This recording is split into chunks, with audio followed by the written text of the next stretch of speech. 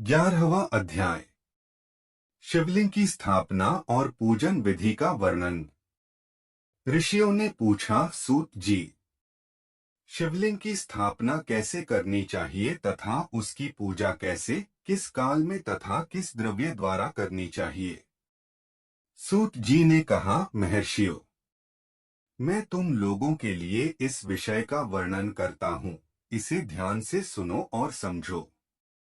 अनुकूल एवं शुभ समय में किसी पवित्र तीर्थ में, नदी के तट पर, ऐसी जगह पर शिवलिंग की स्थापना करनी चाहिए जहां रोज पूजन कर सके। पार्थिव द्रव्य से, जलमय द्रव्य से अथवा तेजस द्रव्य से पूजन करने से उपासक को पूजन का पूरा फल प्राप्त होता है। शुभ लक्षणों में पूजा करने पर यह तुरंत फल देने वाला है। चल प्रतिष्ठा के लिए छोटा शिवलिंग श्रेष्ठ माना जाता है। अचल प्रतिष्ठा हेतु बड़ा शिवलिंग अच्छा रहता है। शिवलिंग की पीठ सहित स्थापना करनी चाहिए। शिवलिंग की पीठ गोल, चौकोर, त्रिकोण अथवा खाट के पाए की भांति ऊपर नीचे मोटा और बीच में पतला होना चाहिए। ऐसा लिंग पीठ महान फल देने वाला होता है। पहले मिट्टी अथवा लोहे से शिवलिंग का निर्माण करना चाहिए। जिस द्रव्य से लिंग का निर्माण हो उसी से उसका पीठ बनाना चाहिए। यही अचल प्रतिष्ठा वाले शिवलिंग की विशेषता है। चल प्रतिष्ठा वाले शिवलिंग में लिंग व प्रतिष्ठा एक ही तत्व से बनानी चाहिए। लिंग की लंबाई स्थापना करने वाले मनुष्य के 12 अंगुल के बराबर होनी चाहिए। इससे कम होने पर फल भी कम प्राप्त होता है, परंतु 12 अंगुल से लंबाई अधिक भी हो सकती है।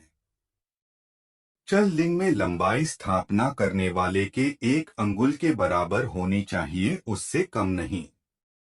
यजमान को चाहिए कि पहले वह शिल्प शास्त्र के अनुसार देवालय बनवाए तथा उसमें सभी देवगणों की मूर्ति स्थापित करे। देवालय का गर्भगृह सुंदर, सुदृढ़ और स्वच्छ होना चाहिए। उसमें पूर्व और पश्चिम में 2 मुख्य द्वार हों। जहां शिवलिंग की स्थापना करनी हो उस स्थान के गर्त में नीलम, लाल, वैदूर्य, श्याम, मरकत, मोती, मूंगा, गोमेद और हीरा इन 9 रत्नों को वैदिक मंत्रों के साथ छोड़े। 5 वैदिक मंत्रों द्वारा 5 स्थानों से पूजन करके अग्नि में आहुति दें और परिवार सहित मेरी पूजा करके आचार्य को धन से तथा भाई बंधुओं को मनचाही वस्तु से संतुष्ट करें। याचकों को सुवर्ण, गृह एवं भू संपत्ति तथा गाय आदि प्रदान करें। स्थावर जंगम सभी जीवों को यत्न पूर्वक संतुष्ट कर एक गड्ढे में सुवर्ण तथा 9 प्रकार के रत्न भरकर वैदिक मंत्रों का उच्चारण करके परम कल्याणकारी महादेव जी का ध्यान करें। तत्पश्चात नाद घोष से युक्त महामंत्र ओंकार का उच्चारण करके गड्ढे में पीठ युक्त शिवलिंग की स्थापना करें। वहां परम सुंदर मूर्ति की भी स्थापना करनी चाहिए तथा भूमि संस्कार की विधि जिस प्रकार शिवलिंग के लिए की गई है उसी प्रकार मूर्ति की प्रतिष्ठा भी करनी चाहिए। मूर्ति की स्थापना अर्थात प्रतिष्ठा पंचाक्षर मंत्र से करनी चाहिए। मूर्ति को बाहर से भी लिया जा सकता है, परंतु वह साधु पुरुषों द्वारा पूजित हो। इस प्रकार शिवलिंग व मूर्ति द्वारा की गई महादेव जी की पूजा शिवपद प्रदान करने वाली है। स्थावर और जंगम से लिंग भी 2 तरह का हो गया है। वृक्ष लता आदि को स्थावर लिंग कहते हैं और कृमि कीट आदि को जंगम लिंग।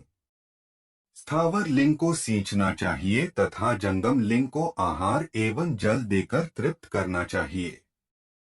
जो चराचर जीवों को भगवान शंकर का प्रतीक मानकर उनका पूजन करना चाहिए। इस तरह महालिंग की स्थापना करके विविध उपचारों द्वारा उसका रोज पूजन करें तथा देवालय के पास ध्वजारोहण करें। शिवलिंग साक्षात शिव का पद प्रदान करने वाला है। आवाहन, आसन, अर्घ्य, पाद्य, पाद्यांग आचमन, स्नान, वस्त्र, यज्ञोपवीत, गंध, पुष्प, धूप, दीप, नैवेद्य, तांबूल, समर्पण, नीराजन, नमस्कार और विसर्जन, ये 16 उपचार हैं। इनके द्वारा पूजन करें। इस तरह किया गया भगवान शिव का पूजन शिवपद की प्राप्ति कराने वाला है। सभी शिवलिंगों की स्थापना के उपरांत, चाहे वे मनुष्य द्वारा स्थापित, ऋषियों या देवताओं द्वारा अथवा अपने आप प्रकट हुए हो, सभी का उपर्युक्त विधि से पूजन करना चाहिए, तभी फल प्राप्त होता है। उसकी परिक्रमा और नमस्कार करने से शिवपद की प्राप्ति होती है। शिवलिंग का नियम पूर्वक दर्शन भी कल्याणकारी होता है। मिट्टी, आटा, गाय के गोबर, फूल, कनेर पुष्प, फल, गुड़, मक्खन, भस्म अथवा अन्न से शिवलिंग बनाकर प्रतिदिन पूजन करें तथा प्रतिदिन 10,000 प्रणव मंत्रों का जाप करें अथवा दोनों संध्याओं के समय 1 सहस्र प्रणव मंत्रों का जाप करें। इससे भी शिव पद की प्राप्ति होती है। दिन के प्रातः, मध्याह्न और सायं 3 विभाग होते हैं। इनमें सभी को एक एक प्रकार के कर्म का प्रतिपादन करना चाहिए। प्रातःकाल रोजाना दैनिक शास्त्र कर्म, मध्याह्न सकाम कर्म तथा सायंकाल शांति कर्म के लिए पूजन करना चाहिए। इसी प्रकार रात्रि में 4 प्रहर होते हैं, उनमें से बीच के 2 प्रहर निशीथकाल कहलाते हैं। इसी काल में पूजा करनी चाहिए, क्योंकि यह पूजा अभीष्ट फल देने वाली है। कलयुग में कर्म द्वारा ही फल की सिद्धि होगी।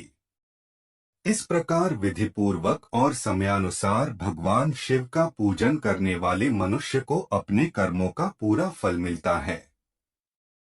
ऋषियों ने कहा, सूत जी, ऐसे पुण्य क्षेत्र कौन कौन से हैं, जिनका आश्रय लेकर सभी स्त्री पुरुष शिवपद को प्राप्त कर लें? कृपया कर हमें बताइए। अगर वीडियो पसंद आ गई हो तो वीडियो को लाइक करके चैनल को सब्सक्राइब कर दीजिएगा। धन्यवाद।